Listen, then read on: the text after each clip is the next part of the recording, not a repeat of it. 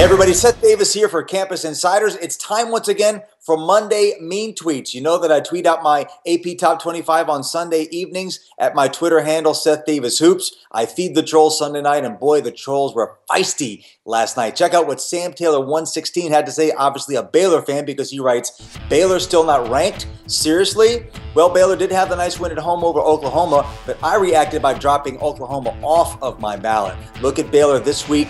They've got a road game at Oklahoma State, and then they play Texas at home, and Texas has not been that impressive. If Baylor wins those two games, I can almost assure you I will rank them next week.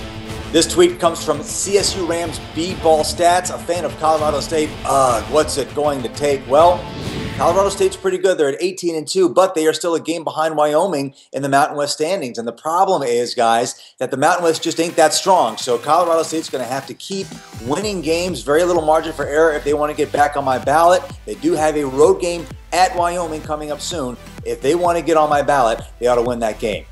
My man D. Main, who tweets at Tennessee T-Man, writes, how in the world can you put IU ahead of Louisville? Smoke weed much? Well, a little personal there, Tennessee T-Man, but look, Indiana right now, I realize that Louisville beat them in Madison Square Garden back in December, but keep in mind that Indiana is playing without their best big man, Hunter Mascara Perea, and they're still playing pretty well. They absolutely obliterated a Maryland squad that was playing good basketball, and I actually thought they competed pretty well at Ohio State. Ohio State won the game in Columbus, and as a result, I moved Ohio State into my rankings. So let's see how it plays out. And Louisville, to me, is not all that impressive at the moment. It's a close call. I understand where you're coming from. I think Indiana's a little bit better at the moment.